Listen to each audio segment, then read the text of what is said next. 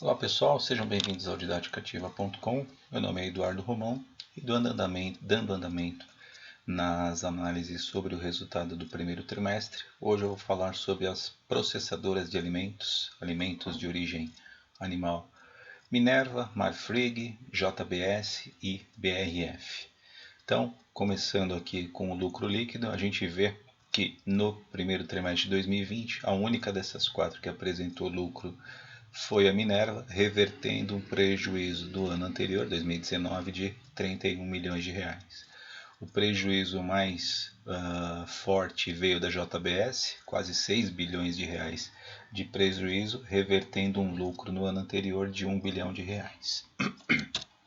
Falando do EBITDA, o EBITDA mostrou uma evolução de todas as empresas, interessante porque do EBITDA para o lucro líquido a gente tem principalmente resultado financeiro, depreciação e também os impostos.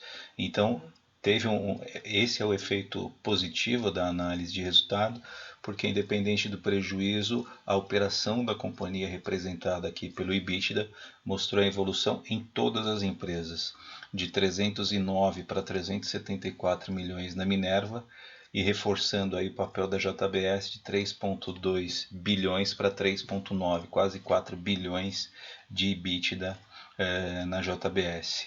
A Marfrig teve um EBITDA até maior do que a BRF, mas vocês vejam que elas estão de certa forma bem equilibradas. Falando de margem, aí fica mais claro quem é mais eficiente, quem é um pouco menos eficiente. A margem EBITDA da BRF 12,6% é a maior entre as quatro e a da JBS 7% é a menor. Quando a gente fala de margem líquida, a pior é a da JBS, 10,5 negativos, representado ali pelo lucro líquido, e a melhor é a da Minerva. Saindo dos resultados e indo para a gestão de caixa, o fluxo de caixa operacional, tanto da BRF quanto da Minerva, foram bem positivos, 2,8 bilhões de fluxo de caixa operacional da BRF, 1,7 bilhões da Minerva. O efeito negativo aqui é da Marfrig, que teve um impacto negativo na geração de caixa operacional de 970 milhões, e dado o volume, o da JBS apresentou o menor montante, 243 milhões. Investimentos, quem mais fez investimentos é a JBS, até pelo seu tamanho, 856 milhões. As demais, Minerva, Marfrig e BRF, mantiveram aí um montante bem reduzido de investimentos. E financiamento, todas elas positivo, porque todas elas estão captando dívida até para reforçar suas posições de caixa para passar por esse período aí turbulento de pandemia. Com isso, a dívida bruta de todas elas aumentou naturalmente pela captação, mas também pela variação dos juros e algum tipo de atualização financeira.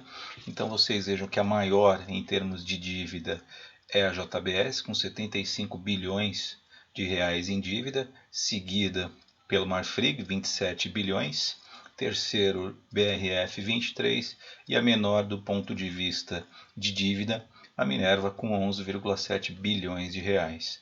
Em relação a tamanho, a maior, sem sombra de dúvida, JBS, com 153 bilhões de reais em ativos, seguido bem distante pela BRF, com 47,3 bilhões, em terceiro, quase 35 bilhões, Marfrig, e por último, a menorzinha de todas, o Grupo Minerva, com 16 bilhões de reais. Desculpa. Isso mostra que é um grupo, que é um segmento muito forte, muito relevante, com uma estrutura muito pesada em termos de ativos e tem uma presença marcante aí, não só na economia brasileira, como sendo uma das maiores exportadoras de alimentos aí para o mundo. É isso, pessoal. Espero que tenha sido claro, espero que tenha sido objetivo. Dá um like aí no vídeo, dá um dislike se você não gosta, é até um bom indicativo para a gente saber se a gente está passando aí uma mensagem boa.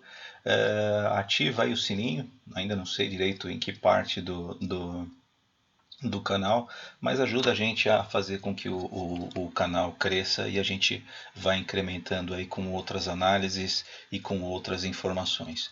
Grande abraço, até o próximo vídeo.